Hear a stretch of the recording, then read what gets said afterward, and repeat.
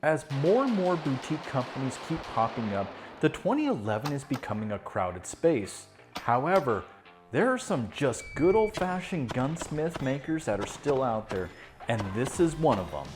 In this video, I review the Nighthawk Customs TRS Comp.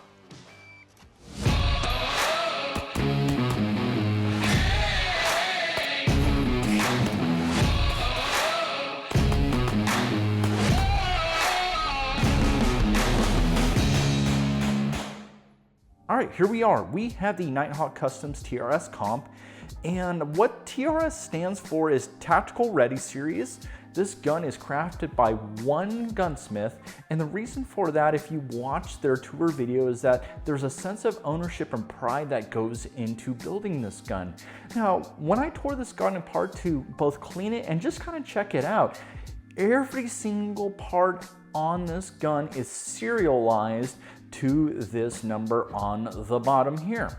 Now, that's kind of an old hallmark of a gunsmith gun. They're intentionally hand etched to give that flavor, but you'll start to see all the massaging they had to do to get everything to fit. All these parts in their raw form are oversized, so truly every single part on this gun has to be fit. Everything from the internal firing control unit, the hammer, the sear, the disconnector, from all the safeties including the thumb and the grip, every single part here is fit. Now, Nighthawk claims that all the parts are made from tooled steel in-house, so a lot of the savings happen when other gun companies can take advantage of scale. This is where Nighthawk starts to differentiate itself as a brand and saying everything is in-house, it is one gun, one gunsmith. And that is what this investment is. Now, when they're building this, they actually do all the fitting first, get it to a functional point, and then they actually do the test fire. Once it actually is functional, it is then torn apart and it's given its final coat, which in this case is a black nitride.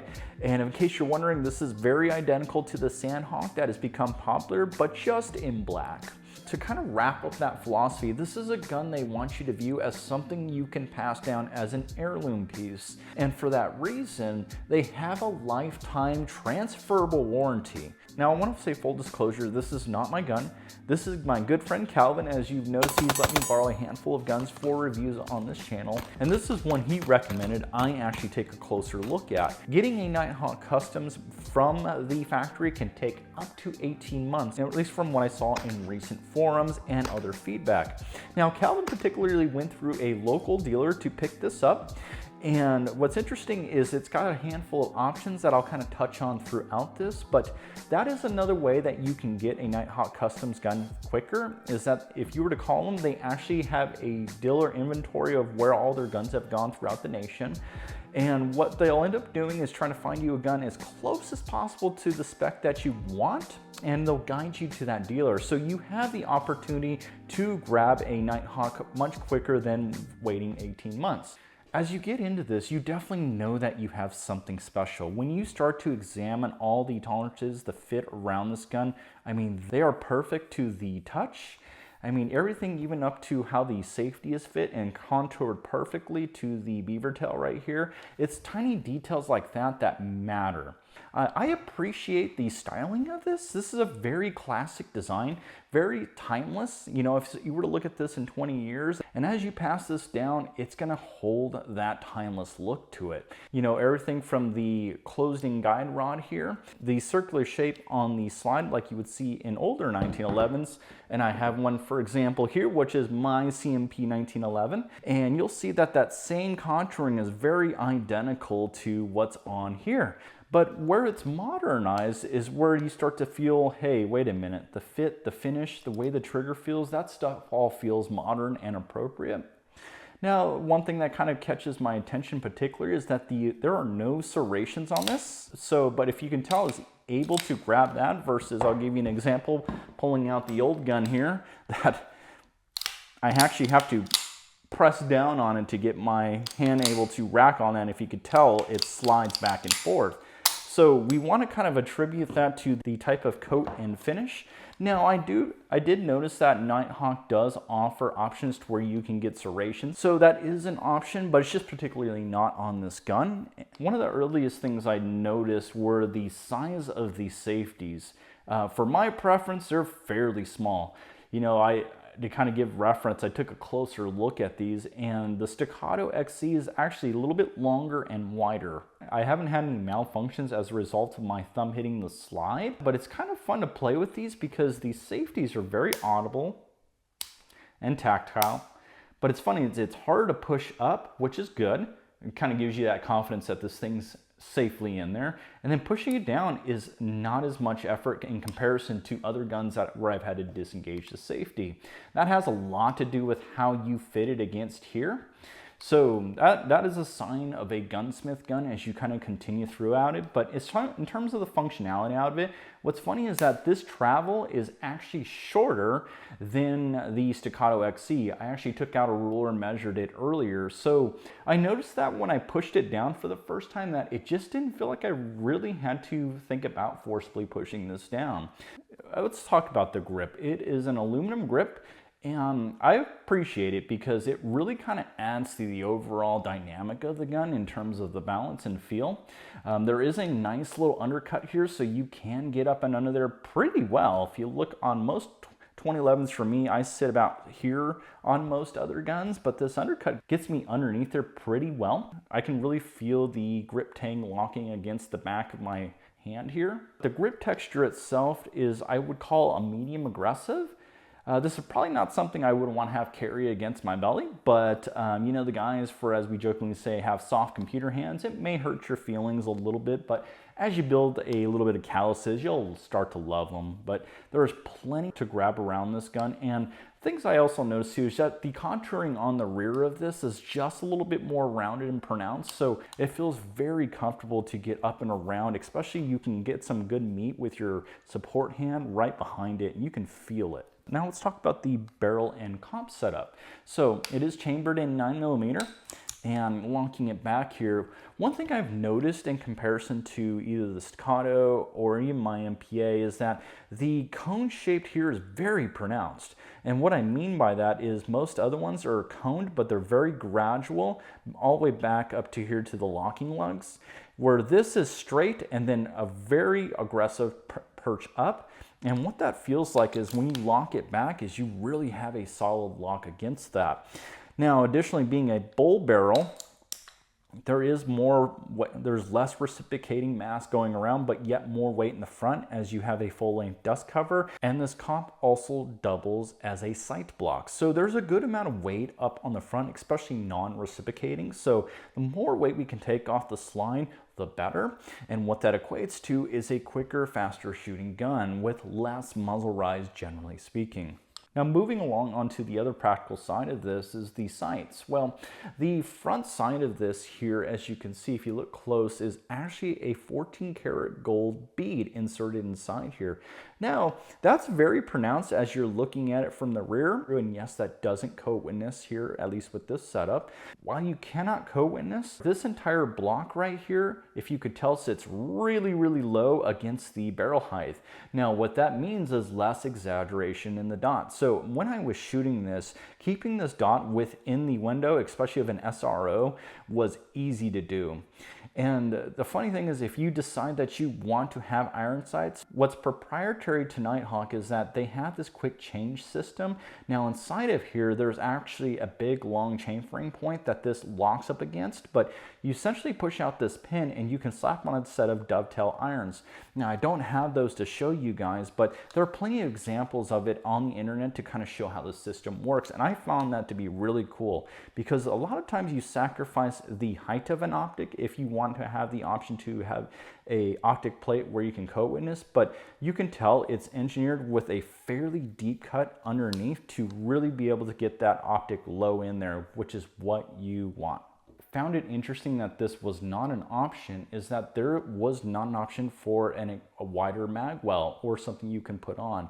Now, I did play with it earlier with some of the mag wells I had on hand, as well as Calvin actually has a larger mag well for this, but this is how they come from Nighthawk, is without this. And it's interesting is that Calvin informed me that if you decided that you wanted to add a mag well later, that Nighthawk does offer a service where they will match this up for you.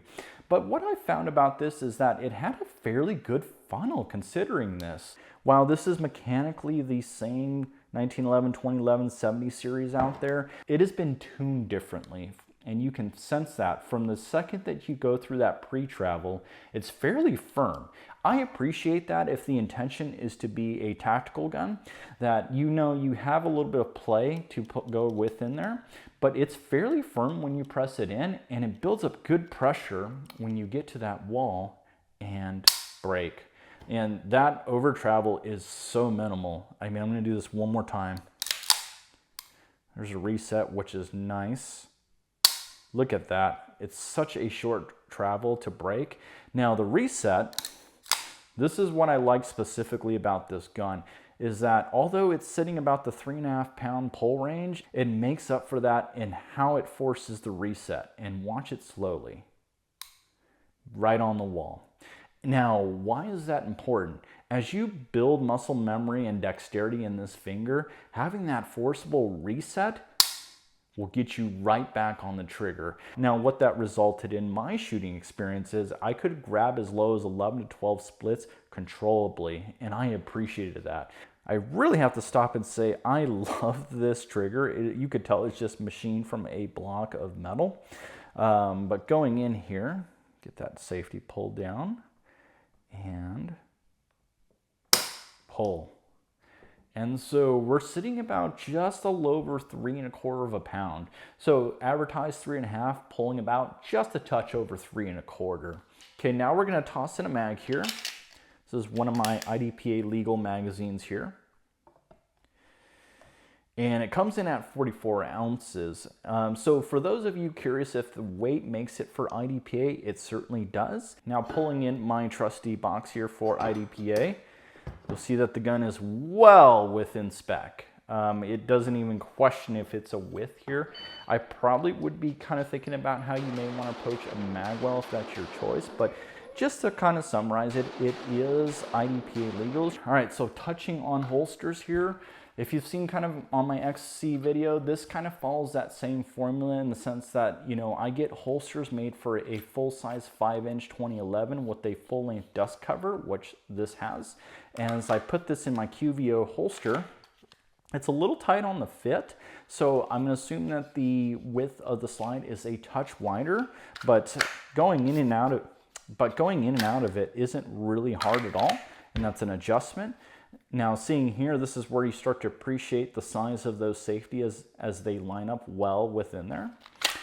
Pulling in my outside the waistband holster here from Red Hill. It fits in as is against where I have it set, which is for my Masterpiece Arms.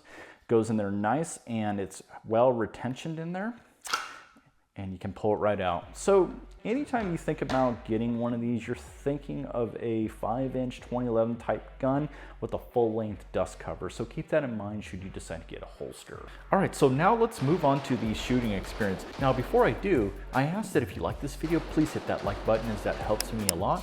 And you're gonna wanna subscribe because we're gonna be doing a shootout with this gun and 3 other guns, and that's gonna be coming up here pretty soon, so you're gonna wanna subscribe. All right, so one of the first things I assess is usually the accuracy. And now I actually define that more as accuracy with precision. And so I'll go about 25 yards out and start just shooting this thing slow fire just to see where the rounds land.